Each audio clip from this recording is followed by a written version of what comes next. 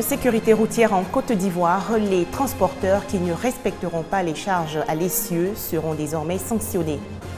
Le jeu concours première antenne de la radio Fréquence 2 a fermé ses portes. 6 candidats retenus pour la finale. Enfin, la conférence des Nations Unies sur le climat 2015 se prépare activement. Des scientifiques sont réunis près de Paris pour élaborer 12 projets écologiques durables. Bonsoir à tous et bienvenue dans le 19h30. L'une des causes de la dégradation des routes et des accidents est la surcharge des véhicules. Pour résoudre ce problème, l'Union économique et monétaire ouest-africaine prend des mesures. Une opération de délestage consistant à sanctionner les surpoids est lancée. Les transporteurs sont désormais soumis au respect des charges autorisées par le gabarit de leur voiture. Les explications de Adama Kone et Lanciné Bakayoko. Depuis le 1er septembre dernier, la mesure de délestage des camions ne respectant pas les charges autorisées est en vigueur dans les pays de l'UEMOA. Le délestage consiste à décharger le surplus de poids des marchandises transportées et à le taxer. Cette mesure est motivée. Il faut que nos routes soient préservées parce que construire une nouvelle route, ça coûte extrêmement cher. Vous savez qu'en moyenne aujourd'hui, 1 km de route, ça fait 500 millions. Et donc, si nous continuons à ne pas respecter donc, les charges autorisées, c'est la dégradation. Au lieu que nos routes, par exemple, durent 14 ans, c'est moins de 2 ans. Pour les transporteurs, il faut que le règlement 14 de l'UEMOA, source de cette disposition, soit totalement appliqué en dotant les ports de pont bascule. En réponse, l'UEMOA a admis une tolérance de 20% sur le poids autorisé jusqu'au 1er juin 2016. La route, c'est le premier bureau des conducteurs. On n'a pas quand même l'intérêt de dégrader nos routes. Nous allons faire quand même les efforts de sensibiliser nos camarades conducteurs. Aussi, il faut que les chargeurs aussi, ils nous aident. Il faut que l'État aussi, il nous aide. Et le règlement 14 soit respecté entièrement. L'amende à payer s'élève à 20 000 francs CFA par tonne supplémentaire pour les transporteurs non nationaux et à 4 000 francs CFA par tonne supplémentaire pour les opérateurs nationaux. Dans l'actualité nationale également, un concours pour promouvoir la coiffure et les jeunes talents. La 5e édition du concours Doigts Magiques s'est tenue hier dans la commune du Plateau. 32 candidats en lice et le grand vainqueur vient de la commune de Marcory. Alain Conan, c'est son nom, remporte 2 millions de francs CFA et un salon entièrement équipé. Le concours Doigts Magiques est une initiative des professionnels des métiers de la coiffure et de l'esthétique de Côte d'Ivoire. Serge Coléa. Le vainqueur de la 5e édition du concours Doigts Magiques s'appelle Alain Conan.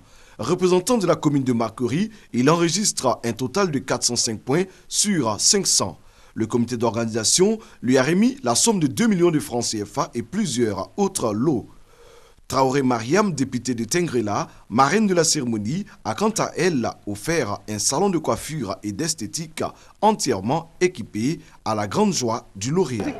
Création que j'ai déposée à côté qui a parlé le français. Les mots me manquent en fait. Je ne sais pas ce qu'il a dit, mais j'ai remercié le nom de Dieu. Sylvain Cramo de la commune de Cocody est classé 2e et Félicité Conan du Plateau est 3e. Le choix du jury satisfait le public. Franchement, c'est lui que moi je voyais parce qu'il avait une de ses manières de coiffer son mannequin, c'était vraiment impeccable. Ce qui m'a vraiment captivé, c'est les différentes coiffures. Surtout sa dernière coiffure qu'il a présentée ce soir. Le concours Doigts Magiques est une initiative du comité d'organisation des Doigts Magiques de Côte d'Ivoire. Cette édition marque la relance des activités après 10 ans d'interruption. Il s'agit de redonner à la coiffure en Côte d'Ivoire ses lettres de noblesse. Les frères et sœurs, quand ils finissent leur formation, ils sont sur le plancher, ils n'ont pas les moyens de s'installer. Ils travaillent souvent pour des salaires misérables. Et ils restent toujours, ils ne peuvent pas jouir de leur art. Voilà pourquoi nous avons réfléchi, nous les professionnels de la coiffure et de l'esthétique, pour pouvoir mettre ce concours sur place, pour les aider.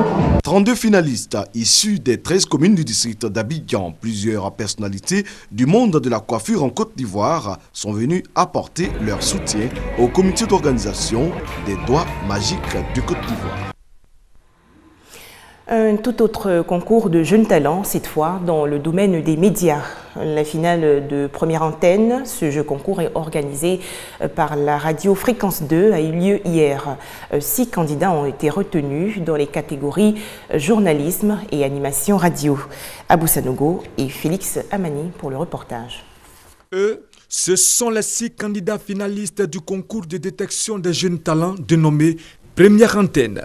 Concours organisé par la radio Fréquence 2, Fréquence Jeune qui a connu son apothéose ce vendredi au studio Paul Améoué de Radio Côte d'Ivoire. Ces candidats ont compéti en 3 poules de 2 personnes dans les catégories journalisme et animation radio devant un jury composé de professionnels des médias. À l'issue des différentes prestations, le vote des auditeurs et la délibération des membres du jury ont désigné comme vainqueurs Guy Palika, animateur, et Eli Loussouko, journaliste. C'est une passion pour nous l'animation et quand on nous met sur la scène, sur un plateau, on nous offre l'opportunité de nous exprimer. Et bien pour nous, c'est avec joie qu'on le fait. Je veux dire à la jeunesse ivoirienne de ne pas baisser les bras, de ne pas courir vers les plaisirs. Je crois que nous avons du potentiel, nous sommes fournis. En Côte d'Ivoire, nous avons beaucoup de jeunes qui sont intellectuels. Je crois qu'il faut s'adonner au travail. C'est devant un public composé d'hommes de médias, de parents de candidats que les finalistes ont fait montre de leur talent de journalistes et d'animateurs. Toute chose qui a réjoui le directeur de Fréquence 2. Vous savez que le cœur de cible de Fréquence 2, c'est la jeunesse. Nous appelons cette jeunesse-là quotidiennement à écouter sa radio, Fréquence 2. Et pour nous, il était important quand même que nous servions de plateforme d'expression et de révélation pour les jeunes. Et donc aujourd'hui, vous avez vu une très belle finale de jeunes animateurs, de jeunes journalistes. On espère. En tout cas, c'est pour des lendemains meilleurs pour la radio en Côte d'Ivoire et surtout pour Fréquence 2. Ce concours de détection de jeunes talents a démarré en début de vacances avec 56 candidats. Il est à sa 2e saison. Le gala des tout-petits, l'occasion de réunir les enfants issus des familles économiquement faibles et les jeunes pensionnaires des pouponnières et autres orphelinats du district d'Abidjan. La 4e édition s'est déroulée récemment dans la commune de Trècheville. Plus de 300 kits scolaires ont été offerts aux petits participants. Herman Niamien et Guillaume Zéré. Nous sommes en plein dans la 4e édition du Gala des Tout-Petits. Dans la salle Kodo et Bouclé du Palais de la Culture de Trècheville, les enfants venus des 4 coins de la ville d'Abidjan ne goûtent pas leur plaisir. Concours de danse et autres jeux au menu, avec à la clé Tata Naomi pour l'animation. Tout hier pour leur offrir de la joie.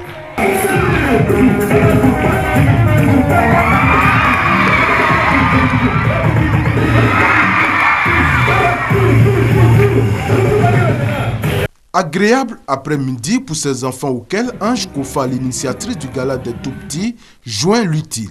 300 kits leur sont offerts pour leur permettre une bonne rentrée scolaire. C'est le plaisir de partager avec ces enfants, histoire de les encourager à mieux travailler à l'école.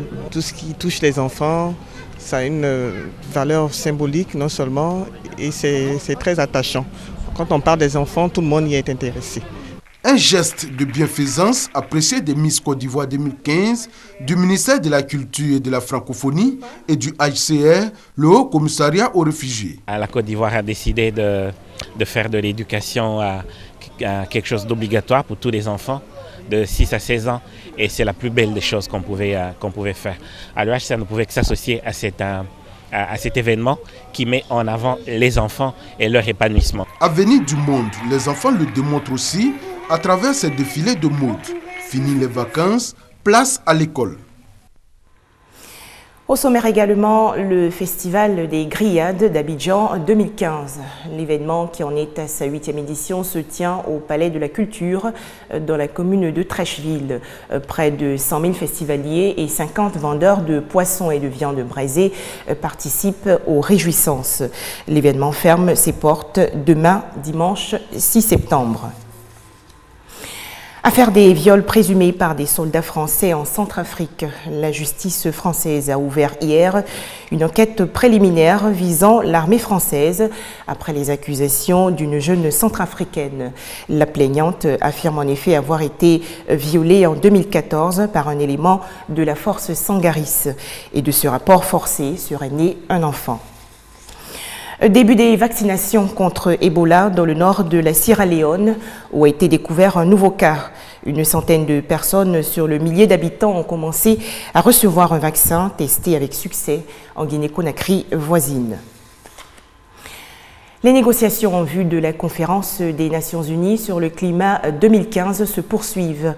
Et avant la rencontre de Paris, un collectif d'économie collaborative a mis en place une résidence d'inventeurs près de la capitale française. Des ingénieurs, designers et autres geeks s'y réunissent. Ils ont 5 semaines pour réaliser 12 projets écologiques durables. Ambiance studieuse pour ces ingénieurs et inventeurs. Pendant 5 semaines, dans un château du XVIe siècle près de Paris, ils planchent pour trouver des solutions pour réduire notre impact sur le climat. Ah oui, moi je trouve que c'est un problème. C'est pour ça que moi je préférais juste avoir un coup de levier ou deux, quoi. L'équipe des Biceps Cultivatus est en train de construire un mixeur de cuisine à partir d'un dérailleur de vélo.